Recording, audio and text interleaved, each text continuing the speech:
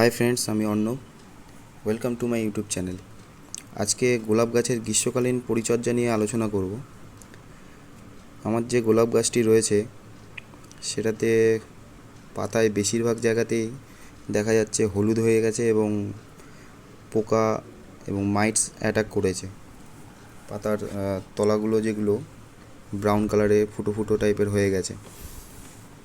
তো সেই পাতাগুলোকে সবার আগে যেগুলো পোকা লাগা বা হলুদ হয়ে যাওয়া পাতাগুলো কেটে ফেলতে হবে এবং যে ডালগুলো শুকিয়ে গেছে সেগুলোকেও প্রুন করে দিতে হবে। তারপরে যে শুকনো ফুল আছে সেটাও ফেলে দিতে হবে, যেমনটা ফেলে দিলাম আমি, একটাই শুকনো ফুল ছিল। এবার মাটিটাকে খুঁচিয়ে নিতে হবে ভালো করে, চারপাশে মাটিটা ভালো করে খুঁচিয়ে ঝুরঝুরা করে কিছুটা মাটি ফেলে দিতে হবে।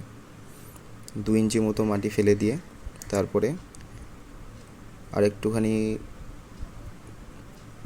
যে গোড়ার মাটিটা রয়েছে একটু ঝুরঝুরা করে নিলে ভালো হয়, তাহলে যে সারটা দেওয়া হবে তাহলে ডাইরেক্ট শিকড়ে পৌঁছে যেতে পারবে। তারপরে এই যে সারটা আমি ব্যবহার করছি এটা মিক্সচার বা মিশ্র সার, 3 চামচ মতো। হাড়ের গুঁড়ো 3 চামচ মতো। গোলাপ গাছে খাদ্য একটু বেশি লাগে, সবাই জানে। শিংকুচি দিলাম, এটাও 3 চামচ মতো। পটাশটা 3 চামচ। এবং ভার্মি কম্পোস্ট বা গোবর সার দুটোর মধ্যে যেটাই অ্যাভেলেবেল থাকুক না কেন, সেটা যেন একটু পুরনো হয়, স্যাঁতসেঁতে ভাব বা ভেজা যেন না থাকে বা কাঁচা না থাকে, তাহলে শিকড়ে ক্ষতিগ্রস্ত হবে। সেটাকে ভালো করে ঝুরঝুরা করে চারপাশে ছড়িয়ে দিলাম। গোবর সারটি আমার কাছে অ্যাভেলেবেল ছিল, কম্পোস্ট শেষ হয়ে গেছে বলে আমি গোবর সারটি দিলাম। দুটোর মধ্যে যে কোনো একটি দেওয়া যায়। দিয়ে ভালো করে মাটির সাথে মিশিয়ে দিলাম।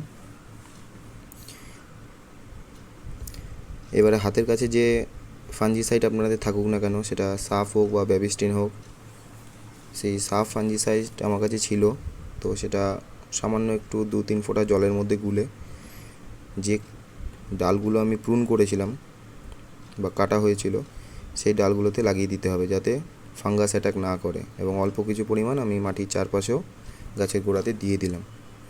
দিয়ে অবশিষ্ট মাটিটা আমি দিয়ে পূরণ করে দিলাম এবং কিছুটা হাত দিয়ে চেপে দিলাম। এই গোলাপ গাছে গরমকালে 2 বার জল দিলে খুবই ভালো হয়, নাহলে 1 বার প্রত্যেক দিন জল দিতে হবে এবং পাতাগুলো ভালো করে ধুয়ে দিতে হবে। এটা প্রুন করার পরের ভিডিও। তো দেখা যাচ্ছে নতুন নতুন অনেক শুট বেরিয়েছে এবং এই ফাঞ্জিসাইড লাগানো ডালগুলো যেগুলো কেটেছিলাম। তো ভিডিওটি ভালো লাগলে বা ইনফরমেটিভ মনে হলে ভিডিওতে লাইক, কমেন্ট এবং শেয়ার করতে ভুলবেন না। এবং এরকম আরও ভিডিও দেখতে চ্যানেলটিকে অবশ্যই সাবস্ক্রাইব করুন। ধন্যবাদ।